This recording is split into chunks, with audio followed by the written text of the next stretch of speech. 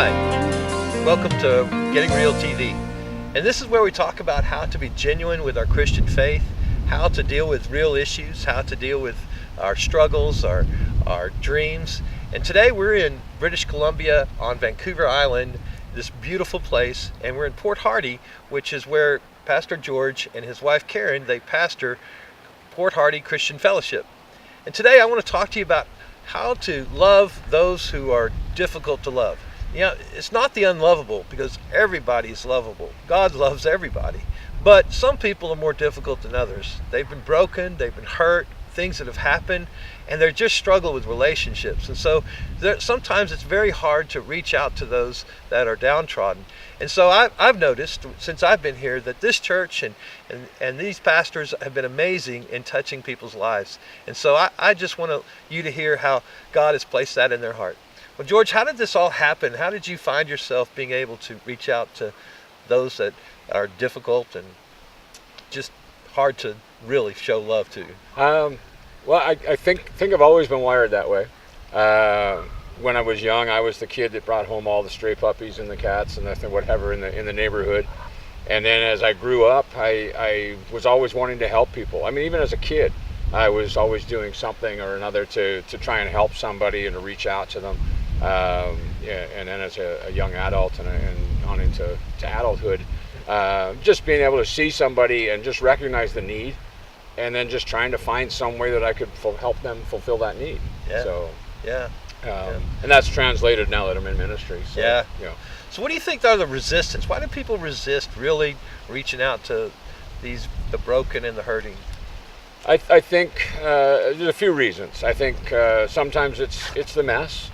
You know, like the people a lot of times that are in those states, and not everybody. I mean, some of the hurting people are, you never know until you sit with them, or they're very reserved because of that hurt. They're not going to embrace anything or step into anything.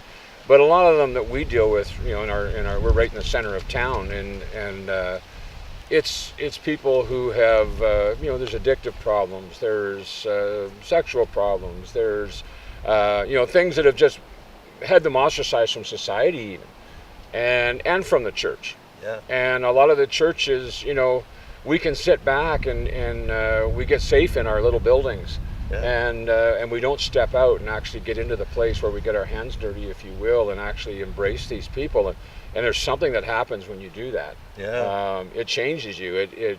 God comes in and He looks at those people with such passion and such compassion. And I believe that if we've got Him at our core, then we've got to feel something. We should. We should. So. Yeah. I know for me, I love the underdogs, those guys that everybody else has given up on. And I see in the Bible that Jesus is like that too.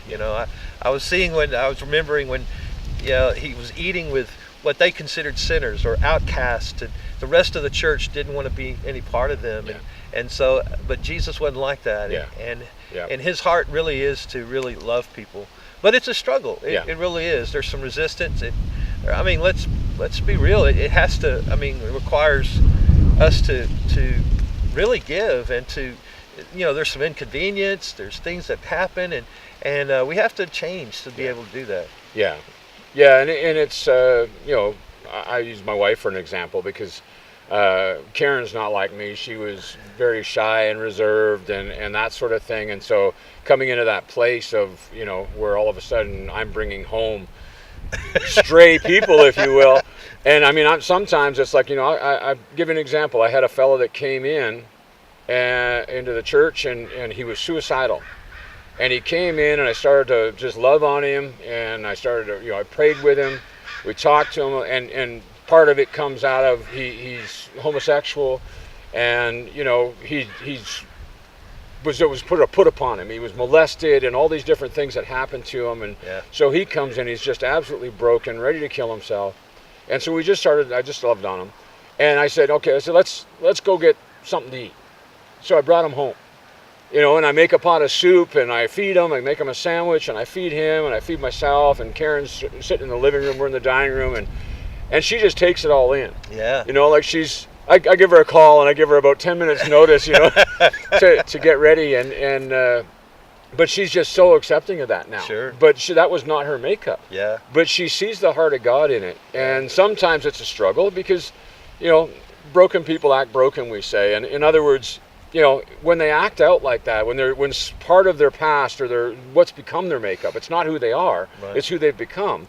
And when I see those kinds of things, I'm not taken out by it. Yeah. Because a lot of people are. That's another place, along with the mess, is that these people will act out and do something, and all of a sudden it's Yeah, I think the real problem is that we don't accept them. Yeah. We just don't accept them where they are and how they are, and rather we're immediately trying to change them. We're immediately trying to fix them where we can deal with them better or feel better around them or whatever it is, instead of just accepting that they're where they are. Yeah.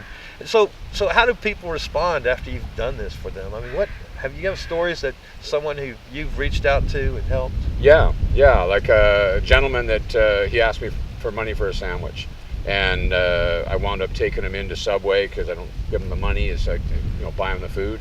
Took him in there, sat with him, and as I was leaving, the girl behind the counter called me over, and she literally was tearing up. She said, "Why did you do that?" And I said, "What?" She said, "You sat with him." And I said, "Well, because he has worth and value. Amen. And what better way to show that than with my time?" And she was literally tearing up, and it turned out she was related to uncle something to him. And she said, most people won't do that, especially for people like him. And I mean, I know his story, and without getting into it, it's pretty nasty. Yeah. But that affected the person watching as well as the Right. person that I sat right. with. So That's right. That's really the heart of God and the heart of the Father. He really wants to help everyone. He doesn't want anyone to be missed out and left out. And so I want to encourage you, if there's someone in your life or someone that's difficult, someone who's gone through some really hard times, I want to encourage you to reach out to them and love them and show them love. And listen, if you're going through some struggles yourself, we want you to know that God really does love you. And we know that there's someone that wants to reach out to you as well. So thanks for watching. And this is all about getting real. And we hope that it helps. God bless.